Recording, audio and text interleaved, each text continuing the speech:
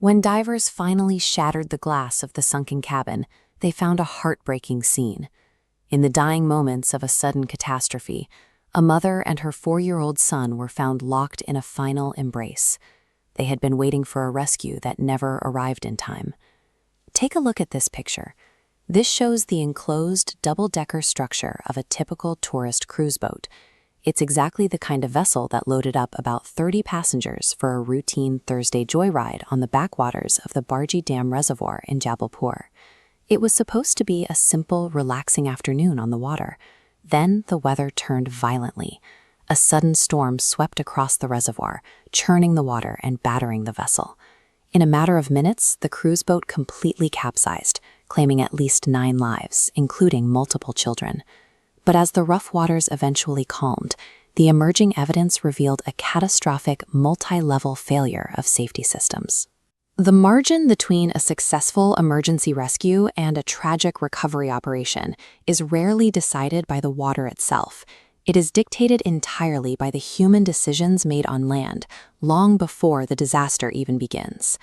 Hours before any passenger stepped foot on the boat, the official meteorological department issued a yellow alert explicitly for the Jabalpur region. The forecast predicted severe weather and aggressive winds, reaching speeds of 40 to 50 kilometers per hour, conditions that present a massive risk for a top-heavy tourist boat on open water. Despite this clear, documented hazard, the boat operators proceeded with business as usual. They permitted the vessel to load up dozens of unsuspecting tourists and launch out into the deep waters of the reservoir.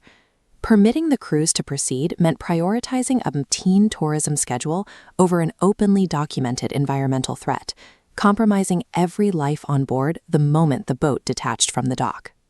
Out on the reservoir, the forecasted storm hit with terrifying speed. High winds rocked the vessel aggressively. As the intense waves battered the hull, the boat's engines suddenly failed, leaving it entirely stranded as dark water rapidly began flooding the lower levels.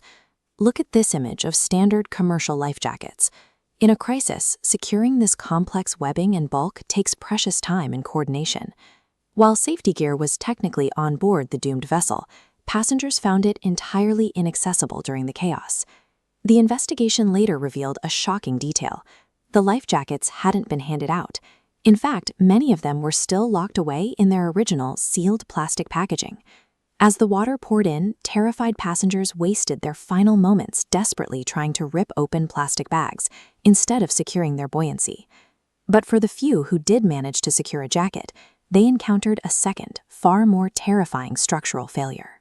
This diagram shows the cross-section of the cruise boat's cabin with its entirely enclosed glass walls and solid roof. As it flooded, buoyancy became a lethal trap. Rising water caught the passengers, pushing them aggressively upward, pinning them directly against the unyielding ceiling. Possessing safety equipment is a fatal illusion if it is physically locked away from passengers during a panic. And as this wreck proves, that gear becomes actively deadly when combined with an architectural design that traps you inside. This image shows the exposed hull of a capsized vessel. It perfectly illustrates the total helplessness of an overturned boat in open water.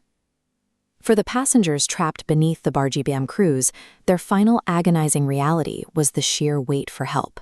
It took several hours for any emergency rescue operations to reach them. This map maps out exactly why that delay happened. The wreck occurred deep in the reservoir's backwaters, a staggering 35 kilometers away from the organized urban center of Jabalpur.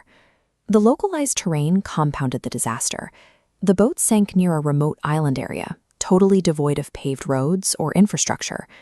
During this dry season, the landscape leading up to the water is choked with massive, difficult-to-navigate boulders. Because vehicles couldn't get through, emergency responders faced a grueling physical toll. Rescue crews literally had to forge a path on foot, navigating treacherous rocks while hauling heavy hammers and axes, the only tools capable of smashing the cruise boat's thick cabin glass. The extreme isolation that makes a location an attractive, pristine tourist spot is the exact same variable that turns a rapid rescue attempt into an impossible logistical nightmare. In the immediate aftermath, the government response followed a predictable pattern. Financial compensation was rapidly announced for the families of the deceased, and an official probe was ordered to investigate the exact causes of the incident. But those bureaucratic measures stand in stark contrast to the scene on the ground. Look at this photograph of rescue workers on an inflatable boat.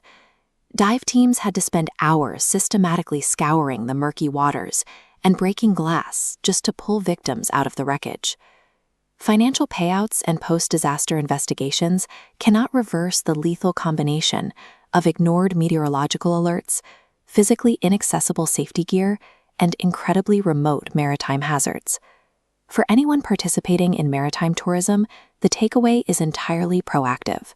Passengers have to take responsibility for their own survival, demand the safety briefing, ensure you know where the exits are, and insist on physically wearing your safety gear before the vessel ever detaches from the dock. A life jacket sealed in a plastic bag offers nothing more than an illusion of security. True safety requires demanding strict accountability from the operators and yourself long before you hit the open water.